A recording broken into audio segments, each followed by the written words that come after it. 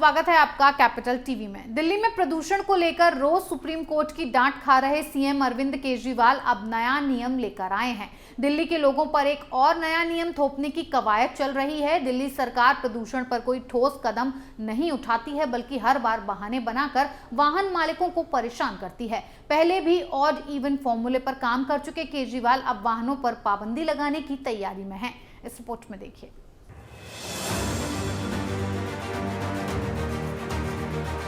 अगले साल की शुरुआत से दिल्ली के कई वाहन मालिकों की टेंशन बढ़ सकती है। दिल्ली सरकार ने पुराने वाहनों का पंजीकरण रद्द करने की तारीख पक्की कर दी है। 1 जनवरी 2022 से राजधानी में 10 साल पुराने डीजल वाहनों का चलना बंद हो जाएगा। हालांकि पंजीकरण रद्द करने की पूरी प्रक्रिया तैयार की गई है और वाहन मालिकों को कुछ विकल्प भी दिए गए हैं, जो कि पेट्रोल वाहनों के लिए भी है। ऐसा कर लेने पर उनकी गाड़ी आगे भी सड़कों पर दौड़ सकती है, लेकिन शर्तें पूरी नहीं करने पर गाड़ी को स्क्रैप में भेजना ही विकल्प के रूप में बच जाएगा। दिल्ली सरकार 1 जनवरी 2022 से 10 साल पुराने डीजल वाहनों का पंजीकरण रद्द कर देगी। हालांकि ऐसे वाहनों को दूसरी जगहों में फिर से रजिस्ट्रेशन कराने के लिए एनओसी जारी किया जा सकता है, लेकिन उन डीजल वाहनों को एनओसी नहीं दी जाएगी जिनके 15 साल या उससे ज्यादा पूरे हो गए होंगे। दिल्ली सरकार के परिवहन विभाग ने इसी हफ्ते इस संबंध में आदेश जारी किया है। नेशनल ग्रीन ट्रिब्यूनल ने 10 साल से पुरानी डीजल गाड़ियों और 15 साल से पुरानी पेट्रोल गाड़ियों के दिल्ली एनसीआर में रजिस्ट्रेशन और चलाने पर पाबंदियों को लेकर निर्देश जारी किए हैं।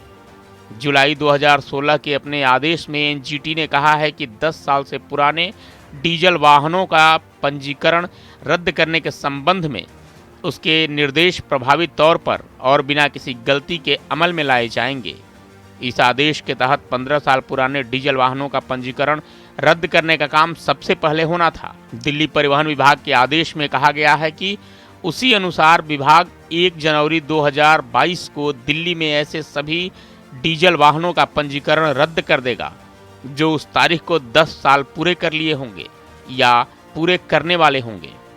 विभाग उन वाहनों का रजिस्ट्रेशन खत्म कर रहा है जिसने अपनी लाइफ पूरी कर ली है। इसमें दूसरे स्थानों के लिए 10 साल पुरानी डीजल गाड़ियों और 15 साल पुरानी पेट्रोल गाड़ियों के लिए एनओसी जारी करने की बात भी शामिल है।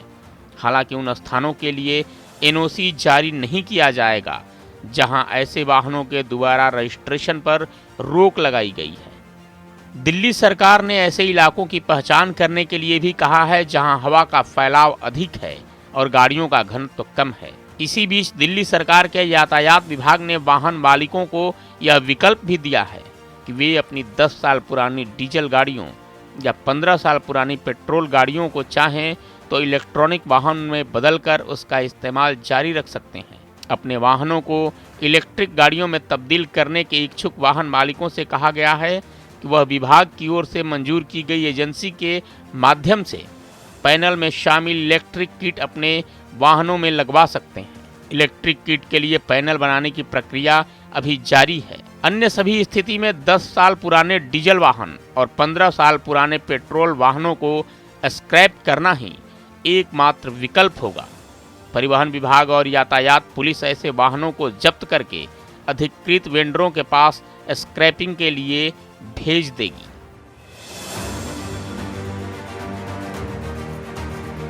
अब आप खुद सोचिए कि एक मीडियम वर्गीय परिवार बचत करते जैसे तैसे अपने सपनों की कार खरीदता है, लेकिन सरकार है कि उसे ये अच्छा नहीं लगता और हर रोज नए नियम बनाते हैं। ये गाड़ी नहीं चलेगी, वो गाड़ी नहीं चलेगी। जब सुप्रीम कोर्ट डीटीसी बसों को लेकर सवाल करता है कि आप सबके लिए उपलब्ध कराइए, तो मुंह पर लॉकडाउन लग जाता है। इस खबर में फिलहाल इतना ही। बने रहिए कैपिटल टीवी के साथ। जय हिंद।